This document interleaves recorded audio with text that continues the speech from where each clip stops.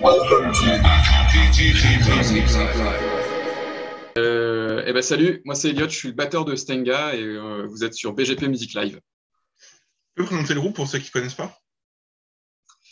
Ouais, alors Stenga c'est un groupe de métal, on vient de Lille, de la région lilloise. Et donc on fait une espèce de métal moderne qui est assez familier pour la plupart des initiés comme non initiés à cette musique-là, avec une manière de l'explorer qui est assez surprenante au niveau des influences. En fait, on retrouve pas mal de choses auxquelles on peut s'attendre, mais aussi beaucoup de choses auxquelles on ne s'attend pas trop. Voilà. Donc, on a une identité assez difficile à définir pour l'instant. Voilà. Et le nom du groupe est tiré d'une chanson de Meshuggah, c'est ça? Ouais, alors le nom, on le connaît de là. C'est un nom qui nous est évoqué par ce morceau-là de Meshuggah, et Stenga. Mais c'est un choix qu'on a fait qui est totalement, on va dire, comment dire, qui est désolidarisé vraiment de Meshuggah. Il n'y a vraiment pas une volonté de faire un hommage ou d'être sur un tribute band même carrément, ou même de prétendre avoir un style similaire à Meshuggah. C'est juste un mot dont on ne connaît même pas la signification en fait, mais qui nous plaisait beaucoup par la sonorité en fait, qui a quelque chose de très percutant et même percussif, je dirais. Et du coup, moi, forcément, en tant que batteur, le côté, tu vois, Stenga, il y a un côté assez fort en fait dans juste le son. En fait, je l'entends plus comme un son que comme un mot. Et au moment où on a évoqué ce nom, on s'est dit bon allez, on prend le risque. C'est vrai qu'on risque de se faire un peu associé à Meshuggah un peu rapidement, mais on se disait que de toute façon, musicalement, c'est tellement éloigné que de toute manière, ça serait voilà, en surface, il peut y avoir un amalgame, mais c'est vite résolu quoi. Ouais, je trouve que c'est fait de syllabes, ça tape, quoi. Ça va direct, on retient facilement, quoi. Ouais, en plus, ça se retient bien. Et j'aime bien en plus l'idée que ça sonne pas français, ça sonne pas anglais. Bon, ça sonne un peu suédois, du coup, forcément. Mais au final, on n'a jamais trouvé la signification de ce mot. On a fait pas mal de recherches, alors on a trouvé des mots un peu similaires, etc. Mais on ne sait pas vraiment ce que ça veut dire, en fait. Donc, on peut juste se contenter de la sonorité du mot, et c'est ça que je trouve assez super, assez intéressant, quoi, en tout cas. Alors, Voilà. heureux pour le premier album qui va sortir le 10 mars. Le 18 mars, ouais, c'est ça. Sur le label Mascot Records.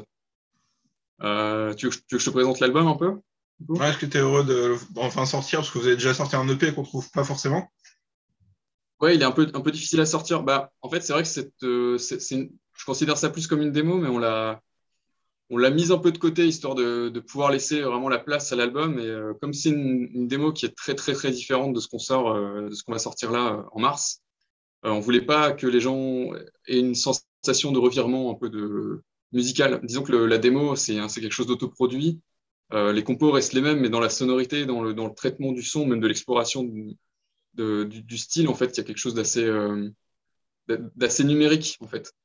Contrairement à l'album qu'on sort là, qui a un son à l'inverse très organique, qui n'est pas trigué, par exemple, au niveau de la batterie, qui est très peu retouché, en fait, au niveau de l'édition, par exemple, des morceaux. Et c'est vrai qu'on est assez fiers de le sortir là, enfin, et soulagé que ça arrive, que ça se concrétise aussi, parce que c'est une attente interminable, en fait. Entre le moment où l'album a été vraiment prêt à être écouté et le moment où on le sort là en mars, il s'écoule plus de 2 ans, quoi. Donc ouais, c'est assez long. C'est une D'accord. grande, grande satisfaction ouais, enfin, bah, déjà qu'il y ait des gens qui l'aient déjà écouté. Parce que là, on a affaire un peu à la presse. On a toute une équipe aussi qui s'est créée autour du groupe, qui a accès à l'album, qui l'a déjà écouté, qui nous fait quand même déjà des retours. Donc on le redécouvre même déjà par nous-mêmes. Et là, le fait que ça sorte bientôt et que le public puisse enfin l'écouter, c'est excitant, ouais, c'est super excitant. Ouais, j'ai trouvé l'album assez surprenant, quoi. Ouais. Et par rapport au nom de l'album, Soma Sema, Mhm. Soma Sema, c'est un emprunt philosophique qu'on a fait à Platon, voilà, qui évoque un peu cette idée d'une une dissociation entre l'esprit et le corps, que je trouvais assez intéressante et qui en dit long en fait sur les émotions humaines et la manière dont les gens peuvent se comporter au quotidien en fait.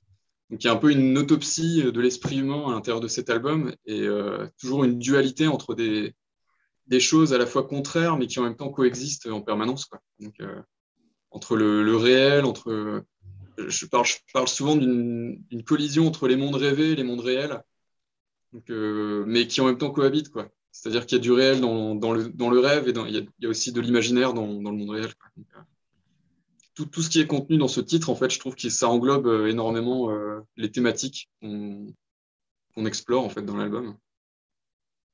D'accord. Voilà. Et comment s'est passée la composition? Parce que je trouve que l'album est vraiment blindé de polyrythmie partout, quoi. Et ben, c'est probablement parce que c'est composé par un batteur. En fait, c'est moi qui compose toute la musique, les textes. Je me charge aussi de la direction artistique, donc pour tout ce qui est écriture, même tout ce qui est du traitement visuel, enfin, notamment des clips qu'on a sortis.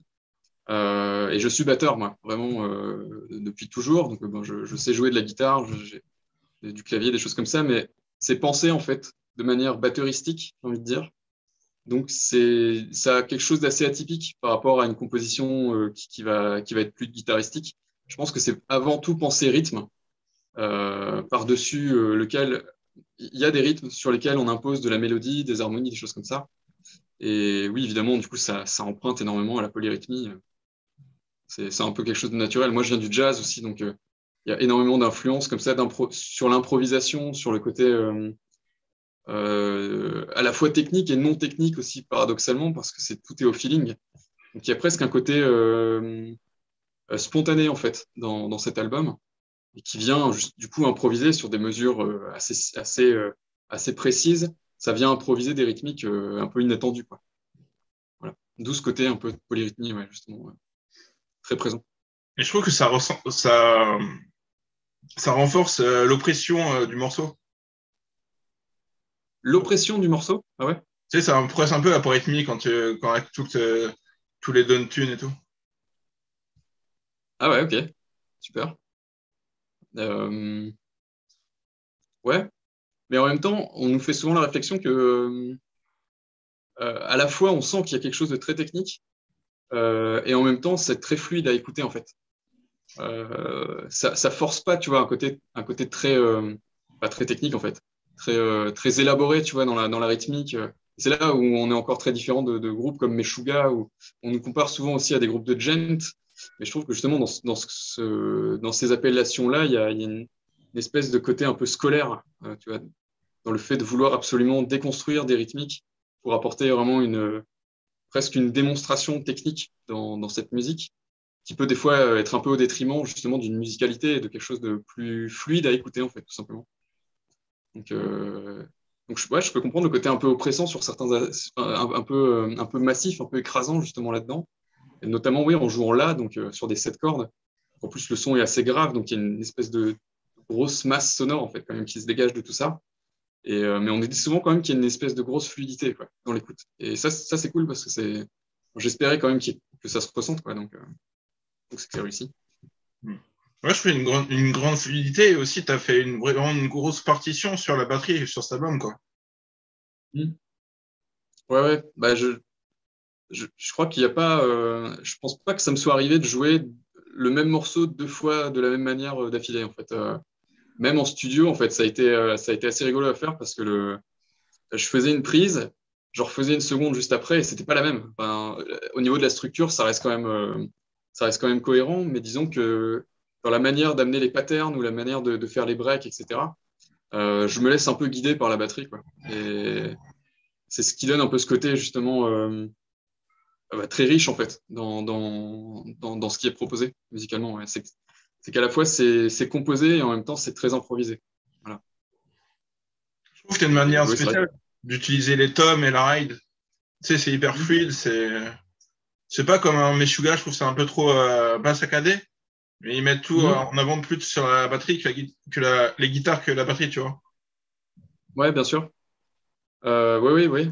Et en même temps, ça vient servir un style aussi très particulier. Et je trouve que du coup, c'est une grande réussite par rapport à ce que eux veulent proposer aussi musicalement.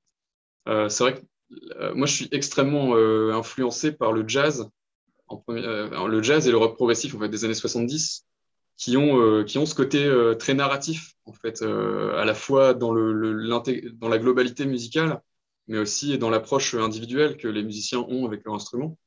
Et je pense à des groupes comme Genesis, notamment Phil Collins, voilà, qui a une espèce de phrasé toujours très chantant en fait avec les tomes, qui a créé une signature en fait par rapport à ça. On reconnaît le son de Phil Collins dès qu'on l'entend jouer à la batterie.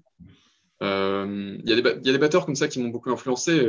Un des plus grands pour moi, c'est Christian Vander du groupe Magma, qui a une créativité pour moi qu'on peut même pas qu'on peut même pas explorer en entier tellement elle est vaste. Et justement, il a cette manière de faire jouer la batterie qui est toujours inattendue. Et on sent que lui-même est un peu spectateur de ce qu'il joue en fait. Et c'est quelque chose que je trouve magnifique dans l'instrumentation, quel qu'il soit, que ce soit la batterie ou la guitare. Et c'est quelque chose que j'essaye d'amener aussi à l'intérieur de ce qu'on joue. C'est pour ça que tout à l'heure, je te parlais d'un style avec lequel on peut se sentir un peu familier, mais avec une exploration justement qui vient d'autres univers et qui apporte justement cette musicalité où on ressent le musicien en fait derrière l'instrument, quoi. Voilà. Et justement, je trouve aussi sur l'album qu'il y a une très bonne cohésion de groupe, et notamment le duo basse-batterie. Oui, ouais, bah c'est vrai. C'est un peu naturellement ce qui s'est produit. C'est une des choses qu'on a le plus travaillé, je pense, dans les débuts du groupe. Faut savoir on a mis 3 ans avant de se présenter sur scène. C'était parce il y avait vraiment une volonté comment dire, de maîtriser un petit peu tout ce qu'on mettait à l'intérieur de tout ça, parce que l'improvisation, ça doit déjà être maîtrisé en solo, mais il faut aussi réussir après à la maîtriser avec différents musiciens. Et comme à l'époque où on a monté le groupe, moi j'avais vraiment envie de monter un groupe avec que des musiciens avec lesquels j'avais pas encore eu l'occasion de jouer, même si pour certains c'était déjà des amis. Et notamment le bass bat, ouais, qui pour moi est vraiment fondamental, quoi. Ça pose vraiment un socle en dessous des guitares, en dessous du chant, et ça vient vraiment être une base très solide en fait de la musique de Stanga. Ouais. Donc je pense que le bass batterie, tout à l'heure tu me parlais justement de cette approche très rythmique dans ce qu'on propose, et forcément la basse est vraiment une extension de la batterie au même titre et vice versa en fait. Voilà. Et c'est passé comment au niveau C'est de très important pour moi. c'est passé comment au niveau de Pardon. l'enregistrement, parce que tout est vraiment organique, Hmm. et aussi au niveau du traitement de ta batterie. Ouais. Bah, d'ailleurs, on a utilisé des micros généralement utilisés pour le jazz. C'est des micros un peu en forme de crevette. C'est assez rigolo. J'ai pas la référence exacte en tête. Mais du coup, on avait une sonorité très brute.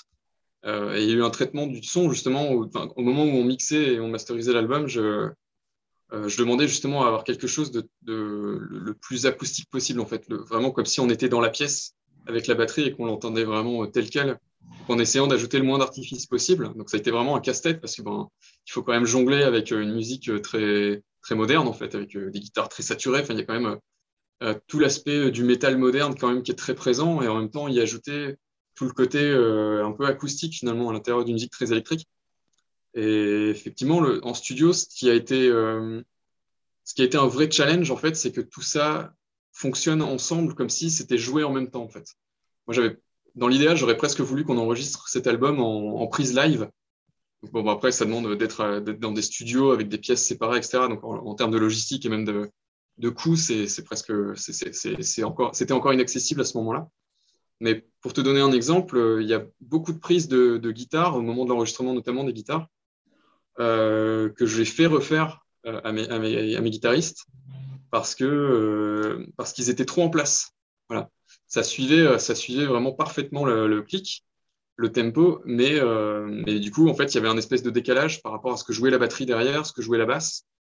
Et du coup, ça sonnait bien quand on écoutait que les guitares, ça sonnait très bien, c'était très précis et très propre en fait. Et quand on mettait ça avec la batterie et la basse, on sentait un décalage, on sentait le tempo en fait qui venait nous emmerder un petit peu justement au milieu de tout ça.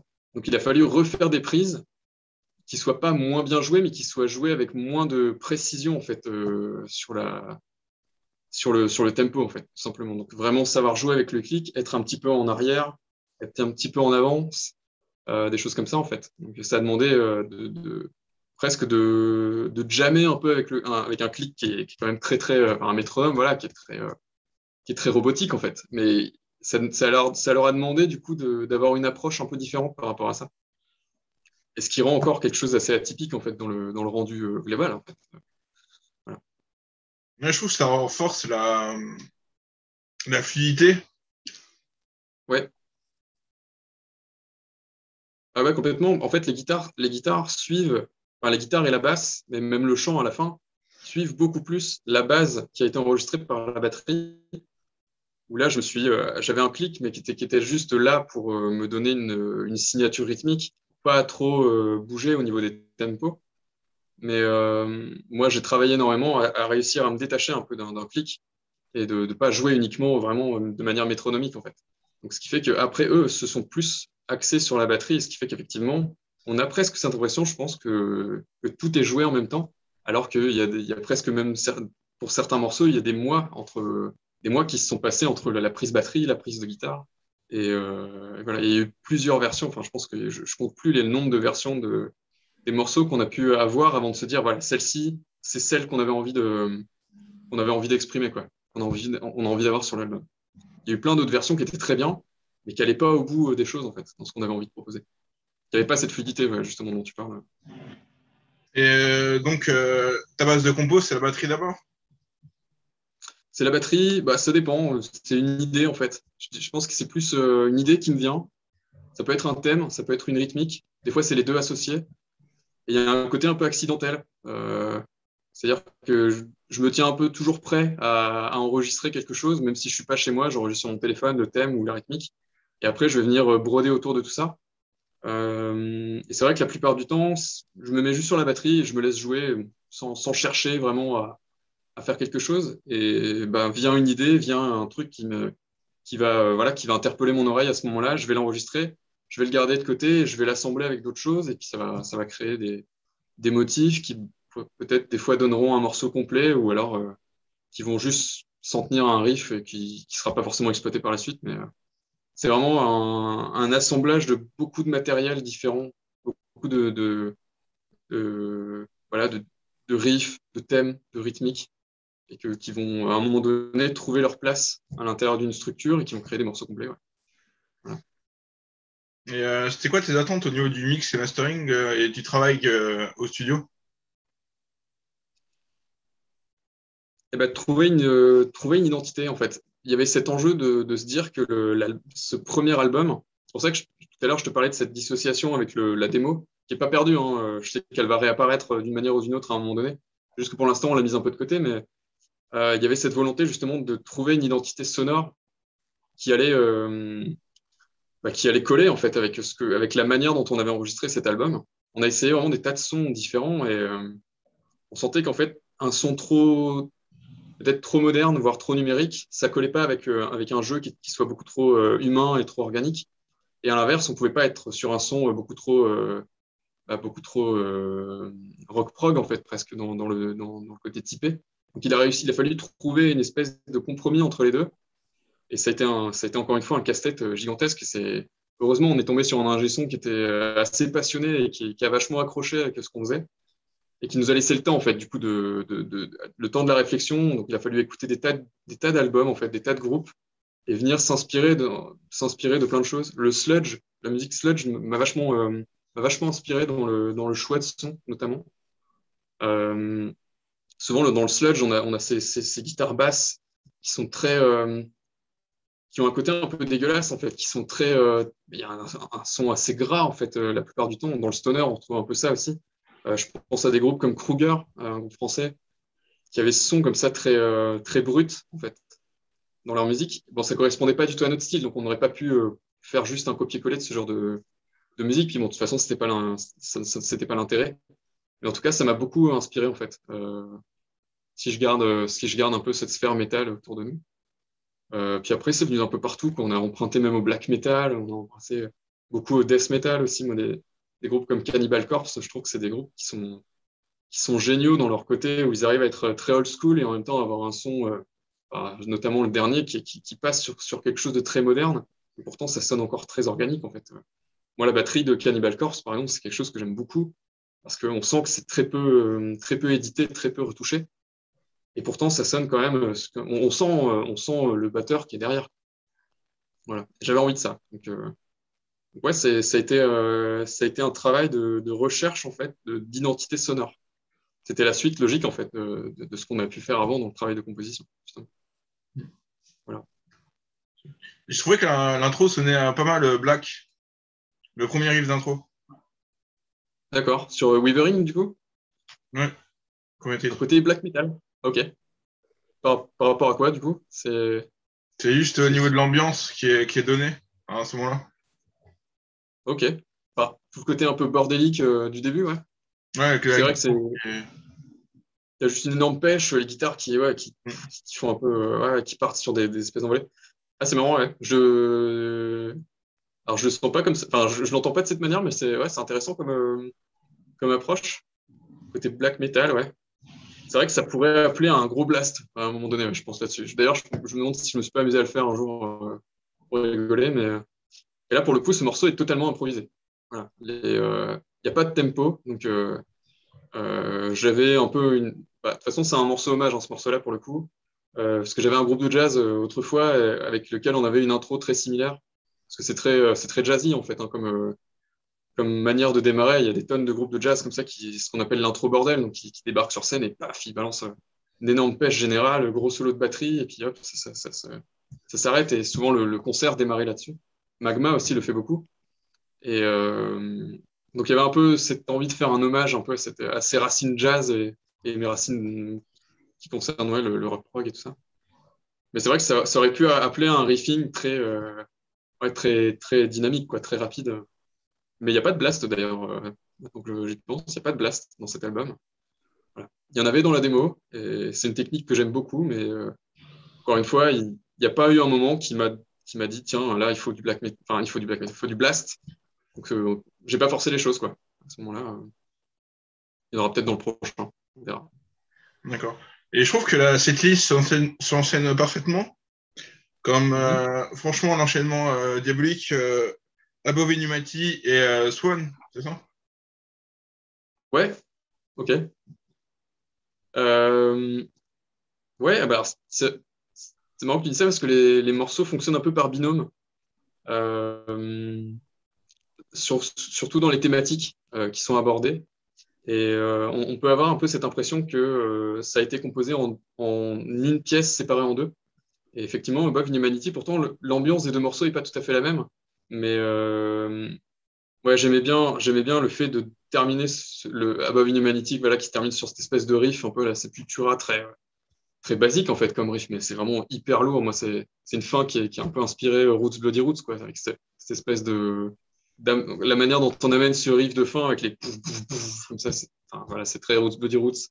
Et terminer sur ce truc complètement apocalyptique et revenir à quelque chose qui se reconstruit ensuite derrière. Effectivement, c'est des choses qu'on a à la fois essayé de calculer et qui en même temps se sont imposées d'elles-mêmes. Je pense que la logique de ces enchaînements-là, elle vient aussi du fait que tout a été composé par un peu d'un seul bloc. Donc il y a une cohésion en fait entre les morceaux. Pourtant, il y a des morceaux qui sont séparés de plusieurs années entre les différentes compositions. Mais il y a toujours quand même une espèce d'unité en fait entre tout ça. Voilà, qui fait que du coup, il y a une lecture très fluide en fait d'un morceau à l'autre. Voilà. Et j'apprécie beaucoup en tout cas cette réflexion du coup entre les deux morceaux et c'est plaisant. Merci. Et au niveau des inspirations, j'ai trouvé qu'il y avait un peu de Gojira et de Akrid. Et d'autres groupes aussi. Acrid? Ouais. Ok. Alors Acrid, je connais pas très bien leur musique. C'est un groupe que j'ai vu en concert. J'avais partagé une affiche avec eux il y a plus d'une dizaine d'années. Très bon groupe, hein, mais je t'avoue que je connais pas très bien leur musique. Alors après, du côté de Gojira, oui, forcément, c'est un groupe moi que j'ai énormément écouté, surtout sur les trois premiers albums. Moi, tout le côté, toute leur période un peu death metal jusqu'à From Mars to Sirius, c'est vraiment c'est des albums que j'écoute encore beaucoup aujourd'hui, qui m'ont inspiré énormément. Souvent, ce que je dis, c'est que eux parlent souvent de Metallica comme une référence, un peu leur référence ultime dans le métal. Et pour moi, Gojira, c'est un peu mes Metallica à moi, voilà, d'une certaine manière. Et donc ouais, je pense qu'il y a ça a pas été forcé. J'ai pas cherché à mettre du Gojira dedans, mais je pense qu'effectivement il y a inévitablement ouais, des influences et une énorme inspiration qui vient de là-bas, ouais, de ce groupe-là. Tu peux me parler de la pochette de l'album qui fait un peu penser au Cri de Munch? Oui. Alors eh ben, vraiment, c'est un truc que je trouve super, c'est que t'es pas le premier à me le dire sur le cri de Munch. Euh, et pourtant, c'était pas du tout, c'était pas du tout une. Moi, je le voyais pas. Une œuvre sur laquelle j'ai déjà travaillé il y a vraiment un paquet d'années de ça, parce que c'était un projet d'art plastique à l'époque du lycée, du collège, je sais même plus. Donc c'est un tableau que je connais très bien, et pourtant je n'y ai jamais pensé jusqu'à ce qu'on me fasse la réflexion. Mais du coup, je me suis questionné depuis ce temps-là là-dessus, et c'est vrai qu'il y a ce côté à la fois silencieux, en fait, je pense, dans cet artwork, et en même temps, il y a une espèce de puissance à l'intérieur de ça. Et on le retrouvait encore plus, je pense, dans l'artwork de la démo, voilà, qui fait écho directement, enfin, les deux se suivent. Euh, donc la référence est un peu indirecte, mais c'est vrai elle a l'air d'être là, et d'être bien ancrée sur cet artwork, sachant que ça n'exprime pas la même chose que le cri de Munch. Il y a pas, moi, j'entends pas de cri. Voilà, personnellement, j'entends pas vraiment de cri à l'intérieur de ça. Moi, je vois juste un masque qui se démonte, en fait, qui tombe, qui se casse vraiment, dont on voit du coup un début de visage qui apparaît en dessous, et ce visage qui lui-même en fait est en train d'exploser et de laisser apparaître ce qu'il y a à l'intérieur de l'esprit en fait, et toutes ces petites personnalités comme ça qui sortent de cette tête en fait, à l'intérieur de laquelle on voit l'espace. Donc vraiment une espèce encore une fois, c'est l'image d'une conscience et d'une imagination qui peut être infinie, et à l'intérieur de laquelle il y a toutes les personnalités qu'on peut avoir en soi, quoi. Les meilleures comme les mauvaises, hein, les meilleures comme les pires, hein, d'ailleurs. Voilà. Donc Star Wars, il exprime plutôt ça. Moi, je les considère comme un 11e morceau en fait, de l'album. Il a été pensé comme un morceau de l'album, en fait. Et la création de cet artwork a été pensée de la même manière aussi. Euh, Moi-même, donc ça a été une collaboration avec une artiste peintre. Et j'ai fonctionné de la même manière que je fonctionne avec mon chanteur. C'est-à-dire que moi, je ne peux pas chanter les morceaux de cet album. Donc il faut que j'explique à chaque fois à Nicolas, notre chanteur, le texte, qui s'imbibe, en fait, qui s'imprègne vraiment de la thématique d'un morceau et qui se l'approprie ensuite lui-même pour vraiment en faire une interprétation très personnelle. Bah là, c'était un peu le même type de collaboration. C'est que à ce moment-là, j'ai expliqué l'album, j'ai expliqué les thématiques qui allaient être explorées dedans. J'ai même fait des croquis, des choses comme ça. Et j'ai laissé ensuite cet artiste me donner une interprétation de ce qu'elle ressentait par rapport à ça, pour en donner justement, pour donner une espèce de connexion avec tous les morceaux du disque, en fait. Et on retrouve, je pense qu'on peut taguer assez facilement chaque titre de l'album, en fait, sur les différentes parties de cet artwork. D'accord. Voilà. Il y a l'album qui a mis quasiment 2 ans à sortir, mais en contrepartie, je trouve que votre contenu visuel est hyper travaillé. Les clips sont hyper pro. Oui. Bah, merci. C'est une énorme réflexion, la sortie de ces clips, aussi bien les visuels qu'on peut associer au groupe, et aussi ces clips. C'est que moi, je loue énormément l'imaginaire, en fait, à l'intérieur des textes. Et c'est vraiment quelque chose pour moi qui est très, très important. Donc, la réflexion, elle venait du fait de ne pas servir sur un plateau directement, de manière explicite, tout ce qu'on raconte à l'intérieur des morceaux. Il fallait que ce soit très visuel et très graphique, raconter beaucoup de choses, mais en même temps demander aussi au spectateur et à l'auditeur de s'investir un petit peu pour comprendre ce qui se passe dedans. Donc effectivement, ça prend une place extrêmement importante dans le procédé créatif. Et donc ça demande aussi à travailler, à avoir une certaine maîtrise des images qu'on projette en fait à ce moment-là. Et on a eu aussi la chance de s'entourer vraiment de très très bonnes personnes. Ça, j'en remercie notre manager Richard qui a un peu ce culot d'aller chercher des gens un peu partout et de trouver vraiment les perles rares. Il sait en fait tout de suite, comment dire, l'expérience aussi pour savoir que tel projet, ça va demander tel type de personnes. Et donc, il a réussi à nous entourer de super équipes à chaque fois qui ont compris, à qui voilà, il a fallu expliquer des tas de choses. Ça a été vraiment des tas de discussions, des tas de dialogues. C'était passionnant à faire d'ailleurs, pour réussir à la fin à avoir une espèce de script et de composer avec les éléments qu'il y avait autour de nous, notamment le clip qui se passe à la mer. Parce que là, il a fallu composer avec le temps, avec la marée, avec des tas de choses comme ça. Mais c'est vrai qu'on a bénéficié d'un talent énorme des réalisateurs à ce moment-là et des acteurs aussi avec qui on a travaillé. Et ça a donné quelque chose qui correspondait parfaitement à ce qu'on voulait, voire même plus, parce que ça racontait encore plus de choses. Moi, j'adore avoir avoir l'interprétation justement des gens qui ont assisté à ces clips. Parce que souvent, on me raconte des choses, on me raconte complètement autre chose en fait, que ce qu'on nous, on a raconté, parce que moi, en tout cas, j'ai voulu raconter dedans. Et même les musiciens d'ailleurs, enfin, entre nous, quand on en discutait après, chacun m'amenait des idées, me demandait, tiens, est-ce que là, tu as voulu exprimer telle chose ou telle autre chose? Et à chaque fois, c'était oui et non en même temps, et du coup, ça laissait aussi une place à une lecture personnelle pour chacun. Voilà. Mais je trouve qu'il y a un clip qui est incroyable, c'est le clip avec le carrousel. Et la danse contemporaine, c'est E and the Sea. Non, c'est. Qui aussi, ouais, ouais, c'est ça. Ouais.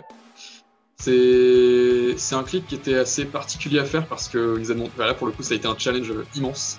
Et je trouve que le résultat, il fait honneur en fait au challenge que ça représentait en fait. C'était tellement énorme et c'est vrai qu'il y a cette impression de grandeur comme ça qui ressort dans ce clip. Et je trouve ça super parce que on l'a tourné le 2 janvier ce clip. Donc vraiment en sortie des Nouvel An, en plein milieu de la nouvelle vague de Covid, etc. Donc déjà réussir à réunir toutes les personnes au même endroit sans qu'il y en ait un qui soit qu'à contact ou des choses comme ça, déjà voilà, enfin, il fallait qu'il y ait un miracle pour que tout se passe correctement à ce moment-là. Ça a eu lieu et donc on n'a pas eu le temps en fait, on n'a pas pu travailler des chorégraphies précises, on n'a pas pu on a visité les lieux un peu avant, mais on ne savait pas exactement à quoi ça allait ressembler au moment du tournage. Donc tout s'est créé vraiment sur le jour du tournage, quoi. Donc on est arrivé très tôt le matin, on a laissé passer la journée parce qu'il fallait tourner de nuit. Et on a tourné jusqu'à 4 heures du matin, c'était complètement fou. Mais il y avait de toute façon une énergie commune parce que tout le monde était un peu transporté par le lieu en fait, qui était complètement fou. C'est une fabrique de carrousel, en fait, une énorme fabrique de carrousel qui s'appelle le Concept 1900, qui nous ont mis à disposition justement tout un carrousel qu'il fallait actionner en pédalant directement sur les vélos. Donc c'était fantastique parce que ça suivait l'histoire qu'on voulait mettre à l'intérieur. On a profité d'un peu de tout ça, on a eu accès un peu au sujet qu'on a pu mettre sur place. Donc, on voit une fusée à un moment donné en arrière-plan, il y a un avion qui est posé sur le côté, plus le carrousel derrière qui se met à tourner progressivement en fait, au fur et à mesure du clip. Et c'est toute une imagerie, c'est toute une métaphore en fait, de l'esprit humain en fait, avec ce manège qui représente par exemple l'espèce de vortex de pensée qui s'arrête jamais en fait. Donc, des choses comme ça. Il y a un personnage aussi récurrent, une espèce de créature de chiffon avec des yeux en bouton qui apparaît dans chaque clip en fait et qui réapparaît une troisième fois dans celui-là, donc qui vient faire une espèce de lien, boucler la boucle en fait là-dedans.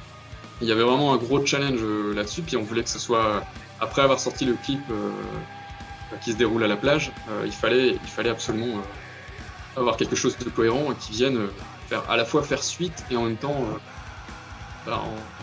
rester un peu au niveau quoi, visuellement et en termes de création quoi. Et j'ai vu qu'il y a une tournée qui est en mars-avril, une mini-tournée. Ouais, une petite tournée, une tournée qui va être super cool à faire. Une dizaine de dates, ouais, un peu partout en France. Donc ça c'est assez chouette. On démarre à Poitiers, on va passer par Lille. Je sais qu'on passe par Paris, Toulouse, Bordeaux, Rennes. J'ai dû en oublier quelques-unes, mais c'est vrai que ça va être à la fois l'occasion de retrouver des lieux qu'on a déjà connus, notamment à Paris ou à Lille, et puis aussi de découvrir des endroits complètement nouveaux, en fait, avec des publics nouveaux. Donc, c'est d'autant plus génial de savoir qu'on va pas forcément arriver en terrain conquis et on va devoir faire à nouveau nos preuves comme si on redémarrait le groupe à zéro, en fait. Et, moi, je trouve ça assez excitant, en fait. Donc, il y a à la fois le plaisir de retrouver la scène, parce que ça fait 2 ans, en fait. Notre dernier concert, il remonte au 13 ou 14 février de l'année dernière, de 2020, pardon. Donc ça fait 2 ans qu'on n'a pas joué sur scène, même si voilà, il y a eu les projets de clips, on a tourné un live aussi, on a tourné toute une session live pendant cette période. Mais le fait d'être vraiment sur scène face à un public, c'est quelque chose qui nous manque énormément. Donc, comme c'est un peu l'accomplissement final du fait de sortir un album, du fait de monter un groupe, c'est quand même d'être sur scène devant un public. Donc le fait de retrouver tout ça, ouais, j'ai pas de mots quoi, pour dire à quel point c'est fort. Quoi. On n'en peut plus d'attendre en fait, les jours. Moi, je compte les jours déjà depuis un mois. Quoi, donc, ouais. Ça va être assez intéressant. Ça va être vraiment de belles salles. Il y a des super groupes avec lesquels on va jouer. On va jouer notamment avec Gorod à Paris. C'est un groupe qu'on adore et avec qui on a déjà joué. Et donc forcément, le style n'est pas tout à fait le même. Enfin, c'est même assez différent, mais il y a quand même une grosse complicité entre les deux. Et là, on avait fait une date avec eux déjà il y a quelques années et ça match complètement, quoi. Enfin, on a deux propositions complètement différentes, mais qui viennent s'impacter l'une et l'autre. Je trouve ça vraiment super, quoi. Ça va être l'occasion de retrouver des gens qu'on connaît, de découvrir des nouveaux groupes aussi, voir un peu ce qui s'est passé aussi pendant 2 ans, parce que c'est des groupes, des fois, qui se sont créés même pendant ces 2 ans-là. Donc, ça va être intéressant. Ça va être plein de découvertes et plein de nouvelles rencontres. On a hâte. Mm. Et je sais pas si tu as vu dans la périphérie de Lille, tu as un nouveau lieu qui a ouvert, c'est le Black Lab. Ouais, ouais, ouais. Alors, moi, je ne suis pas encore allé. J'ai pas eu l'occasion d'y aller. Mais ça m'est très familier parce qu'en fait, c'est l'équipe du LB Lab, anciennement LB Lab, du coup, qui était basée à Ronc. Euh, donc, c'est un peu la même équipe qu'on retrouve. C'est notamment tenu par des anciens du groupe No Flag. Euh, et ouais, effectivement, bah, on espère pouvoir jouer un jour là-bas. Et puis bon, si on n'y joue pas, je pense qu'on aura l'occasion quand même d'y aller, voir des concerts, enfin, en tout cas, croiser des gens qu'on connaît ou des gens qu'on connaît pas aussi. Enfin, voilà. C'est un endroit que tu connais un peu, le Black Lab aussi? J'étais en décembre pour Butcher Rodeo. L'acoustique est très bonne, D'accord, ouais. le lieu est très bon et l'équipe aussi. J'en entends vraiment que du bien, moi, de cet endroit, donc c'est super que ça arrive à. En plus, ils sont arrivés un peu par surprise. Moi, je me souviens que ce projet, Gus m'en a parlé, enfin, le gars qui gère ça m'en avait parlé à l'époque où on répétait à Ronc. Je pense que ça date il y a au moins 5 ans facile. Et on avait l'impression que c'était un peu tombé aux oubliettes. Puis en plus, là, avec le Covid et tout ça, on s'était dit, bon, bah, c'est peut-être tombé à l'eau, on ne sait pas. Et puis d'un coup, paf, ils ont débarqué et ils ont un peu surpris tout le monde. Et j'ai trouvé ça assez génial, quoi. En plus, enfin, sur l'île, on a eu une période comme ça où il y a eu enfin, les conditions ont un peu changé au niveau du niveau sonore, notamment. Donc, il y a pas mal de bars qui n'ont plus, qui n'ont plus eu l'occasion de proposer des concerts ou qui ont même carrément fermé, en fait, parce que du coup, c'était un peu leur argument. Donc, on a pas mal de lieux comme ça, de concerts où on a eu l'occasion de jouer, qu'on a vu fermer progressivement. Donc, tous les bars tombaient comme des mouches. Et le fait qu'il y ait des nouvelles salles quand même qui émergent, qui arrivent quand même à proposer quelque chose de bien et de qualité, en fait, c'est super. Moi, je suis super content de ça. Ouais. Donc, j'espère qu'on jouera là-bas, qu'on aura l'occasion, parce que les grandes scènes, c'est super, hein, mais j'affectionne aussi les lieux un peu en plus petit comité, des choses un peu plus intimistes, où on a un peu plus de contact aussi avec le public. C'est quand même vachement important aussi pour se nourrir en fait de tout ça, de nourrir notre musique et puis bah, s'inspirer pour les prochains projets en fait aussi. Voilà. Et en début de carrière, vous avez tapé fort avec le Wacken. Ouais, ouais, ouais. C'était un coup d'éclat, ouais, on va dire. C'était assez dingue. On s'est fait repérer en fait avec notre démo. On y allait un peu au culot. C'est vrai qu'on est arrivé là-bas comme des outsiders vraiment au top, quoi. Donc je crois qu'il n'y a pas grand monde qui y croyait vraiment. Nous-mêmes, on n'y allait pas vraiment avec l'esprit compétitif. C'était plus, on se disait, voilà, c'est l'occasion d'aller jouer ailleurs, d'aller proposer notre musique, et puis bah, pourquoi pas de se faire repérer un petit peu, puis de rencontrer des gens aussi. Et le fait que ça aille jusqu'au bout, qu'on se retrouve vraiment au Wacken à un moment donné, ouais, c'était assez fou. Donc ça, c'est assez joué à vraiment pas grand-chose, quoi. Ça a été la bonne personne qui a écouté au bon moment notre disque de chez Metallian et qui a décidé de nous sélectionner. Après, on a rencontré 3 groupes sur la demi-finale à Montpellier qui étaient vraiment super et bon, nous, on a réussi à nous démarquer, je pense, par rapport à l'univers qu'on a voilà, qui proposait peut-être quelque chose d'un peu plus original, j'ai envie de dire. Mais c'est vrai qu'on hallucinait un petit peu ouais, de ce dont sont capables les groupes aujourd'hui, aussi bien amateurs que professionnels, en fait. Il y a un niveau, en fait, je trouve, qui a vachement évolué, en fait, au fil des années. Donc, c'était assez intéressant de voir ces groupes venus d'un peu partout, qui en étaient déjà, des fois, à leur deuxième, troisième album, qui avaient déjà beaucoup de merch. Nous, on était arrivés avec notre petit paquet de disques qu'on avait glissé dans une pochette à bulles pour pas les abîmer dans le sac à dos, mais puis on les donnait comme ça. Enfin, c'est vrai que c'était assez rigolo de ce décalage comme ça qu'il y a eu, mais malgré tout, on a remporté le Wacken et on s'est retrouvé à jouer là-bas, donc en Allemagne. Puis vraiment sur une vraie scène avec une tête d'affiche. Hein. Il y avait Nile en tête d'affiche. Je sais que le même jour, il y avait Aborted. Il y avait Brugeria aussi qui jouait. Il y avait Mayhem aussi dans la soirée, sur le même lieu. Donc, bon, on a un peu halluciné quoi, de se retrouver en première partie de ces groupes-là. On y a vu Dillinger Escape Plan. C'était leur tournée d'adieu à ce moment-là, donc qui jouaient sur la même scène. Donc, ouais, au niveau émotionnel, c'est assez puissant. Et puis de rencontrer les artistes aussi. Ça a été notre première reconnaissance à la fois publique et professionnelle, parce que c'était un jury composé d'une trentaine de personnes venues de chaque pays en fait représentés. Donc c'était la première fois qu'on avait un retour très sincère en fait, qui soit pas de retour des copains qui sont pas forcément toujours très objectifs. C'est les copains, donc ils ont envie de nous soutenir, ils ont envie d'être bienveillants, etc. Là, on sent qu'on est dans un lieu où les gens font pas de cadeaux et soit ça passe pas quoi. Et c'est assez bon, il faut s'accrocher, mais en même temps, c'est extrêmement valorisant et gratifiant en fait, au moment où les gens on sent que les gens sont touchés par la musique qu'on fait. Et voilà. Donc la finalité, c'est qu'en plus, on a fini sur le podium. Enfin, on en revient, même encore aujourd'hui, quand on en reparle, des fois, on se dit, mais on n'en revient pas nous-mêmes. En fait. C'est vrai que ça nous a ouvert plein de portes. Je pense que ça a eu forcément, à un moment donné, ça a donné une direction aussi au groupe après, qui fait qu'aujourd'hui, on se retrouve ici. Je pense qu'il y a eu indirectement un impact. Ouais, au niveau des contacts qu'on a eu à ce moment-là, des portes que ça nous a ouvert aussi. On a travaillé beaucoup avec l'aéronef de Lille, qui s'est intéressé à nous aussi parce qu'on avait eu cette aventure un peu exceptionnelle qui fait que ça nous donnait aussi une certaine forme de. Enfin, on est passé du groupe qui joue dans son garage et qui joue dans des bars au groupe qui s'est retrouvé à jouer au Wacken. Voilà, ça a un peu fait halluciner tout le monde, nous les premiers d'ailleurs. Mais ouais, ça a été un point de départ, je pense, qui a été un tournant et qui nous a fait avancer étape par étape, en fait, jusqu'à rencontrer Richard Gamba, jusqu'à signer après le label, et être entouré par toute l'équipe qu'on a aujourd'hui avec le booking, même l'éditeur, etc. Ouais, ça restera le premier souvenir un peu qui a lancé le groupe, quoi, on va dire. Et au niveau de la réception du public du Wacken? C'est très court, le Wacken. En tout cas, le Wacken Metal Battle, donc c'était l'espèce de tremplin sur lequel on était. C'est très très court. C'est des passages de 20 minutes qui s'enchaînent. Donc on a eu le temps de jouer 4 morceaux, parce qu'on n'a pas des morceaux très, très courts. Donc on a vu des morceaux qu'on enchaînait 8 en 20 minutes. On se dit waouh! Et nous, on en jouait 4, parce que c'est des morceaux d'à peu près 5 minutes. Mais d'ailleurs, qu'on a dû réduire. On les a joués même à une vitesse un peu plus rapide pour que ça passe dedans, en fait. Moi, j'avais un timing, je me souviens, sur la gauche, moi, j'avais mis mon téléphone par terre j'avais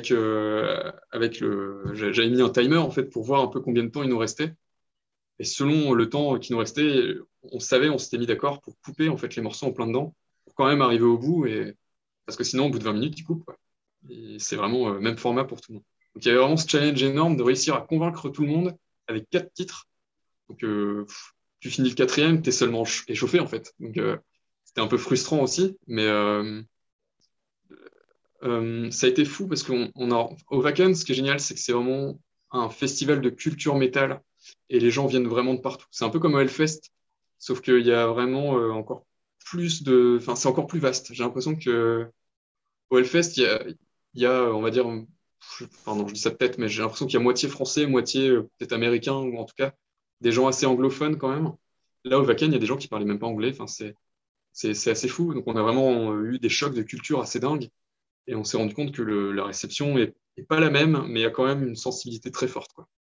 Et en 20 minutes, on a quand même réussi à démarrer. Donc, voilà, le public, au départ, est un peu curieux. Il se demande un peu ce qui va se passer. Et puis, en fait, on est arrivé à la fin et les gens commençaient à scander.